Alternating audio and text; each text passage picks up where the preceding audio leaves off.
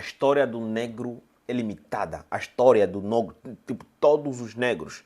Se você é um negro da Europa completa, se você é um negro das Américas, até nós que ficamos aqui na banda, temos uma história limitada. E é incrível como eu cheguei nessa conclusão e como os fatos que eu fui lá cavando acabaram provando que eu estava certo. Independentemente do que a gente vai falar aqui, você deve levar em consideração que a história, por mais que seja passado, não devemos esquecer. A história não se esquece. Aprende a se viver com ela e fazer melhor, entendeu? Devemos aprender a viver com ela. Quem sofreu, na verdade, foram nossos antepassados. Falou? Nós estamos a sofrer as consequências daquilo. Mas, independentemente do que aconteceu no passado, não podemos esquecer que todos nós somos seres humanos e somos filhos de um Criador único. Então, antes de você continuar esse vídeo, entra com a cabeça limpa, cabeça leve, principalmente se você for um cara branco. Entra com a cabeça leve e fria. Como já dizia um cara muito inteligente, é impossível você mudar a mentalidade quando você toma partido. Entendeu? Então, não toma partido. Entra nesse vídeo com a cabeça leve. Capite, muchacho? Hein? Capite, mocita? Falou? É isso aí. Inscreva no canal de mais nada. Ative a notificação de partilhar o vídeo com vocês interessados, porque o vídeo vai ser um pouco turbulento. Vai machucar algumas pessoas. Falou? É o seguinte.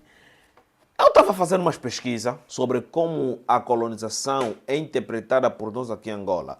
Se a gente chegar a pegar a visão, quando a população branca decidiu criar assentamento, uma vez que as divisões de território já estavam feitas e precisava se manter aquelas fronteiras, porque havia muitas invasões imperiais, principalmente a França gostava de invadir os outros, né?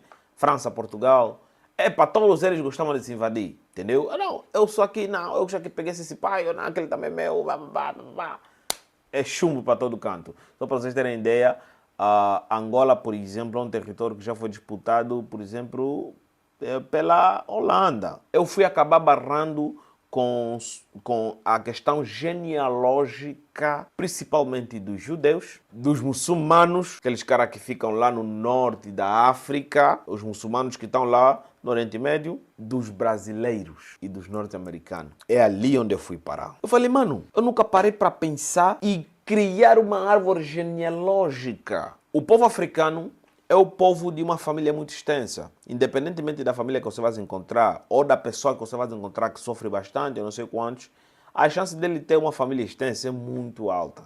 Claro, tem pessoas que basicamente não têm família nenhuma, ou não têm família nenhuma naquele território em que eles se encontram.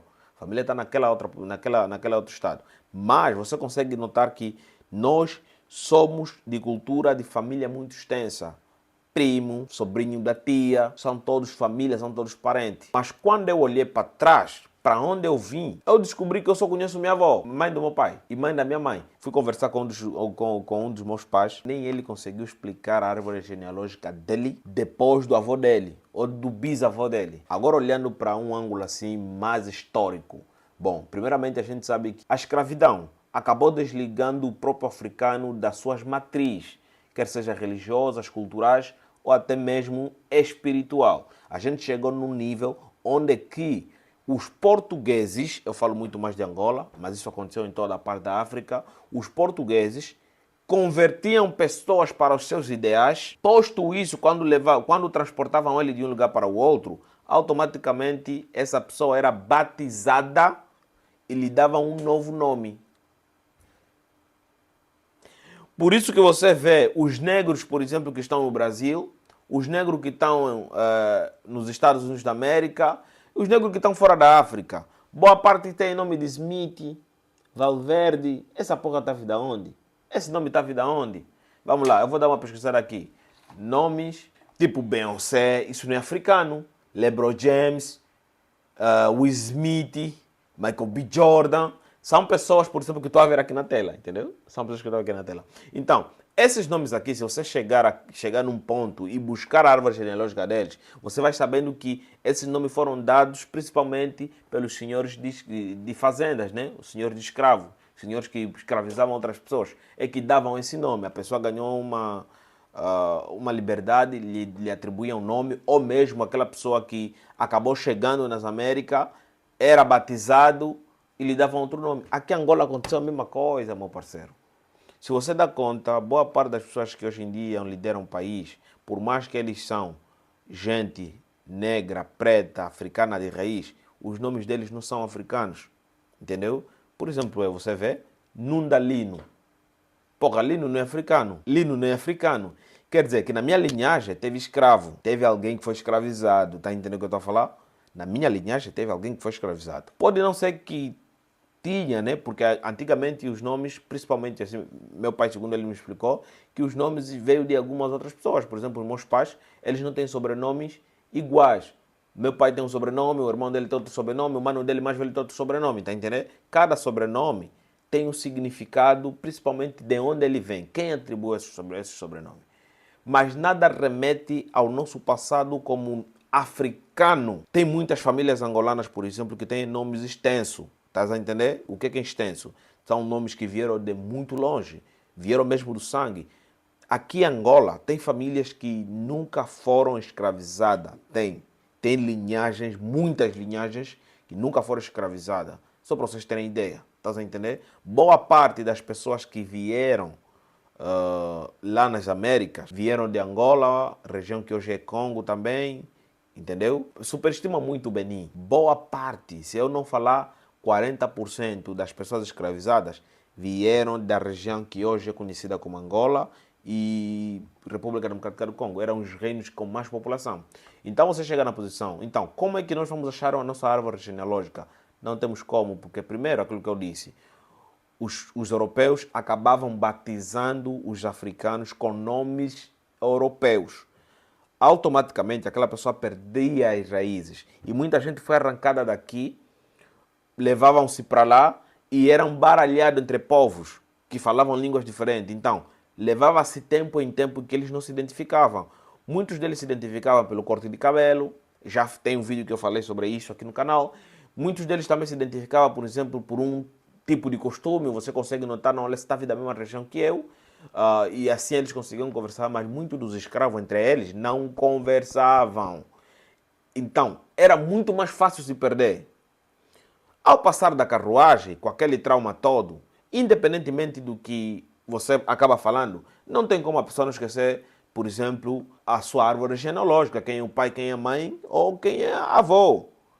Aquilo foi andando. A história do negro é limitada, principalmente para nós que estamos aqui em Angola, que temos 50 anos de independência agora. Mais de 90% da população angolana só conhece a árvore genealógica dela até no seu bisavô. Os registros das pessoas antigamente não era feito como agora, que as pessoas, principalmente negros, levavam o nome da avó ou do bisavô. Nós levamos isso também, né? No nosso, como é que se fala aquilo? Assento de nascimento. No nosso assento de nascimento vem o nome da nossa avó, por exemplo, só para vocês terem ideia. Então, nossa árvore genealógica é limitada até no nosso bisavô. A minha avó não consegue me explicar quem foi a avó dela. Eu não sei se minha avó, que está viva hoje, vai conseguir falar o nome da mãe dela. Ou vai conseguir, por exemplo, explicar a árvore genealógica dela, pelo menos até só nos tios. Não sei se ela vai conseguir explicar isso. E só para vocês terem ideia, 90% das mais velhas hoje em Angola, que têm mais ou menos 80, 90 anos, não se sabe a data certa do nascimento delas. Porque houve muita imigração aqui em Angola, houve muita imigração dos povos, saindo de um lugar para o outro. A guerra também ajudou muito nisso.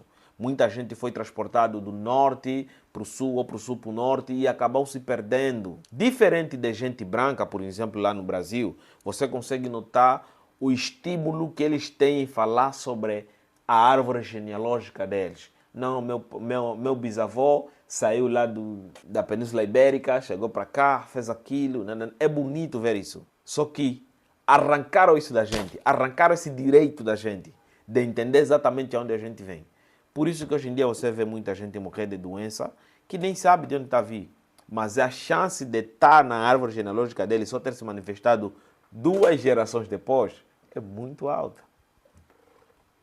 Você está conseguindo entender o que eu estou a falar? Todo negro que se preze aqui mesmo, principalmente se você for, por exemplo, africano, eu te desafio me mostrares uma árvore genealógica de pelo menos 5 gerações. Te desafio Deixa aqui nos comentários. Te desafio. Eu sigo um cara que fala muito sobre a genealogia, a árvore genealógica.